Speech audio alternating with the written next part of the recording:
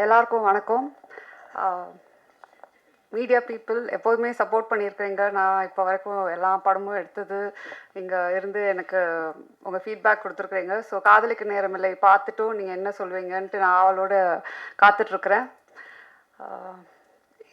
ஜெயம் ரவி கிட்ட நான் வந்து காதலிக்கு நேரமில்லை அப்போ பேர் கூட டைட்டில் கூட இல்லை, இந்த கதை மட்டும் இருந்துச்சு. அவர்கிட்ட சொல்லும்போது இப்போ இருக்கிற ஆக்டர்ஸ் நீங்கள் பார்த்தீங்கன்னா படத்தில் எத்தனை கத்தி வரும், எத்தனை கன்ஸ் வரும், எத்தனை சண்டை வரும், ஃபஸ்ட்டு எடுத்தோடனே அவங்க அதுதான் அவங்க கேட்பாங்க. இந்த படத்தில் வந்து ரவி நம்ம ஒரு பட்டர் நைஃப் கூட யூஸ் பண்ண மாட்டோம் அப்படின்னு சொன்னேன். தைரியமாக அந்த படம் யூஸ்வலாக ஒரு ஆக்டர் வந்து கொஞ்சம் ஆக்ஷன் படமே பண்ணிகிட்ருக்கிறேன், நான் அந்த இமேஜ் நான் மெயின்டைன் பண்ணணும், இந்த இமேஜ்க்குள்ளே நான் திருப்பி வந்துட்டேன்னா அப்படின்ற ஒரு குழப்பம் இருக்கும். ரவிக்கு ரொம்ப கிளியராக ஃபஸ்ட்டு எடுத்தோடனே நான் பண்ணுறேன், அவ்வளோதான். அதுக்கப்புறம் நோ லுக்கிங் பேக், வேறு எதுவுமே கேள்வி கேட்கல. தைரியமாக என்னை நம்பி அவர் வந்து இந்த கதை பண்ணார். So thank you Ravi. அண்ட் நீங்கள் பாலச்சந்தர் சாரோட என்னை கம்பேர் பண்ணும்போது எனக்கு ஒரு வாட்டி I am getting goose bumps because I am so like overwhelm by that. I adore him. Nithya Menen வந்து நான் அவங்க சொன்ன மாதிரி அவங்கக்கிட்ட கதை சொல்லும்போது எனக்கு தெரியும் அவங்க ரொம்ப செலக்டிவாக கதை பண்ணுவாங்க. அண்ட் ஆல்ரெடி அவங்கள பற்றி என்ன நான் கேள்விப்பட்டிருக்கிறேன்னா அவங்க எல்லாத்துலேயும் ரொம்ப கரெக்டாக இருப்பாங்க, ஸ்ட்ரெயிட் ஃபார்வர்டாக இருப்பாங்க. சம்டைம்ஸ் சில இடத்துலலாம் கொஞ்சம் ஸ்ட்ரிக்டாக இருப்பீங்கன்னு கூட நான் கேள்விப்பட்டிருக்கிறேன். ஸோ வென் ஐ மெட் யூ, நான் அந்த ஒரு இதில் தான் இருந்தேன். ஸோ ஃபஸ்ட் டைம் ஷூட்டிங் போகும்போது அவங்ககிட்ட நம்ம எப்படி பேசுறது, டக்குன்ட்டு ஏதாவது இதாகுமா, ஏதாவது அவங்க கொஞ்சம் ஸ்ட்ரிக்டாக இருப்பாங்களா, ஏன்னா எனக்கு வந்து வேறு I am like exact opposite from till today. Yeah exactly. But அதுதான் வெளியில் ஏன் அப்படி பேர் உங்களுக்கு ஸ்ட்ரிக்ட் ஆஃபீஸர்ன்ட்டு இருக்குன்னு தெரில. Till today I feel like that it's a friendship that is going to last foreverன்ற மாதிரி தான். ஸோ அந்த அளவுக்கு வந்து கம்ஃபர்ட், அந்த அளவுக்கு காதலிக்க நேரமில்லைக்கு ஒன் ஆஃப் த மெயின் பில்லர்ன்னு சொல்லலாம். சொன்ன மாதிரி ரவி சொன்ன மாதிரி அவங்களோட கேரக்டர் அந்த போல்டாக அதை ஏற்றுட்டு பண்ணுறது வந்து நிறைய பேர் அது பண்ண மாட்டாங்க. So thank you Nithya. And Vinay வந்து அவர் இந்த படத்தை ஓகே எனக்கு ஃபஸ்ட் டைம் மீட் பண்ண படம் அவருக்கு கதை சொல்லும்போது அப்படியே யோசிச்சாரு, கிரு ஓகேயா இது வந்து எப்படி அது மாதிரி ஏதாவது டைப் காஸ்ட் பண்ண, அதெல்லாம் எதுவுமே இல்லை Vinay. we have to break certain things in society. We have to normalize a lot of things அப்படின்னு சொல்லும்போது அவங்க okay I completely trust you அப்படின்னு சொன்னது தான். அவர் இன்னைக்கு வரைக்கும் அவர் ஃபுட்டேஜ் எப்படி என்ன ஏது எதுவுமே கேட்கல. அவர் வந்து ஐ திங்க் அதனால தான் அவர் one of the like best actors where he's willing to do different characters.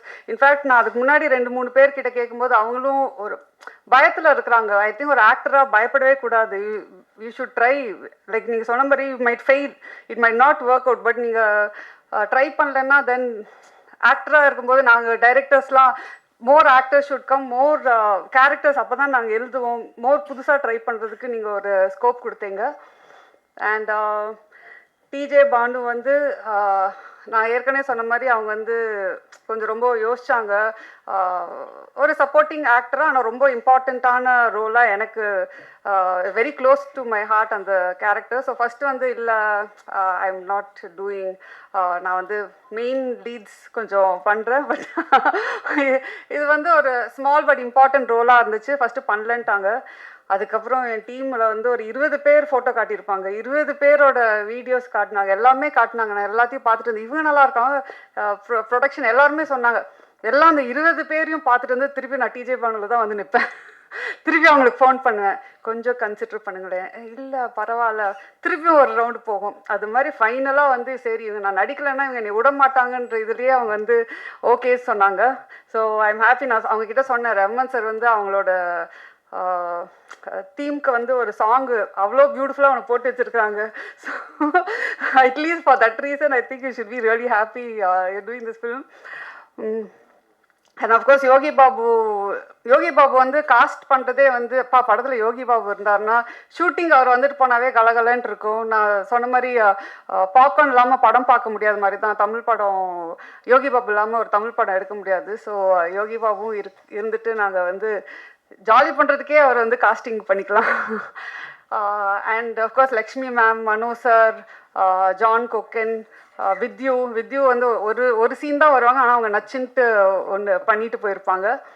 So எனக்கு வந்து ஐ திங்க் காதலிக்கு நேரமில்லையில் வந்து அது கதை எழுதுனது வந்து அப்படியே தூக்கி கொண்டு போய் அங்கே நிறுத்தது வந்து என்னோட காஸ்ட் தான். So thank you all very much. இந்த படம் வந்து நீங்கள் இப்போது ஒரு விஷுவல் பார்க்குறீங்க, ஒரு எடிட் பேட்டர்ன் பார்க்குறீங்க.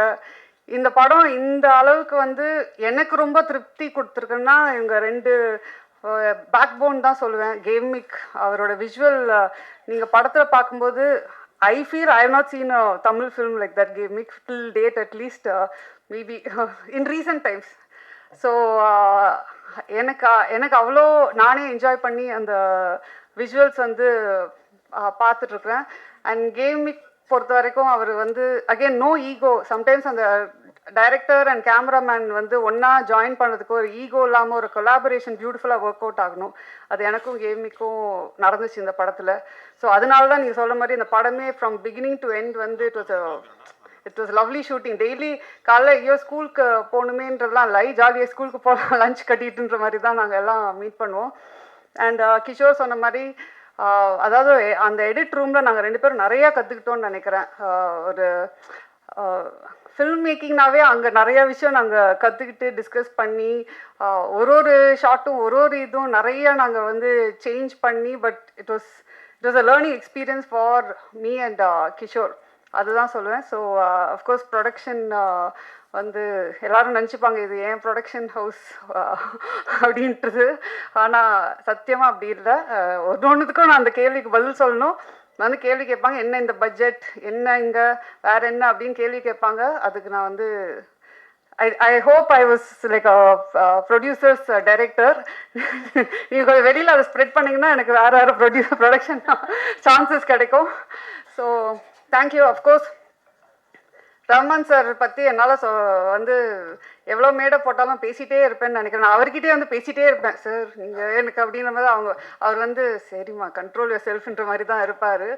ஒரு பாட்டும் போடும்போது நான் அப்படியே அங்கே வந்து அப்படியே கண்ட்ரோல் பண்ணிகிட்டு இருப்பேன் என்னோடய ஃபீலிங்ஸை. சூப்பராக பாட்டு ஒரு பாட்டுமே வந்து டைம் எடுத்து போட்டு try this out, if you don't like டெல்லுன்னு வேறு சொல்லுவார். எனக்கு வந்து எப்படி அவருக்கு பிடிக்கல, ஃபர்ஸ்ட் ஆஃப் ஆல் எப்படி ஒரு ரஹ்மான் சார் பாட்டு பிடிக்காமல் இருக்க முடியும், பிடிக்கலனாலும் எப்படி சொல்கிறதுன்ற போது ஒரு பாட்டில் எனக்கு சார் இது வந்து கொஞ்சம் அந்த மூடுக்கு செட் ஆகலை சார் அப்படின்னு சொன்னால், அப்படியா சரி ஓகே வேறு போட்டு கொடுத்துர்லான்னு தான். அவர் வந்து அதான் சொன்னேன், அவர் வந்து ஒரு லெஜெண்ட். ஆனால் அவருக்கே அது தெரியாது அவர் வந்து லெஜெண்டுன்றது தான். ஸோ அதுதான் அவரோட பியூட்டி, அவரோட நேச்சரு. எனக்கு வந்து I think all of us should strive to be like Rahman sir. அவர் அவ்வளோ ஒரு இதில் இருந்து கூட most humble person I've ever met. So I think இந்த ப்ராஜெக்டே எனக்கு ட்ரீம் கம் ட்ரூவாக வந்துச்சு. எல்லோரும் நீங்களும் இந்த படத்தை பார்த்து என்ஜாய் பண்ணுவீங்கன்றது தான் நாங்கள் இந்த படம் எடுத்துருக்குறோம். So thank you very much and happy Pongal to every one.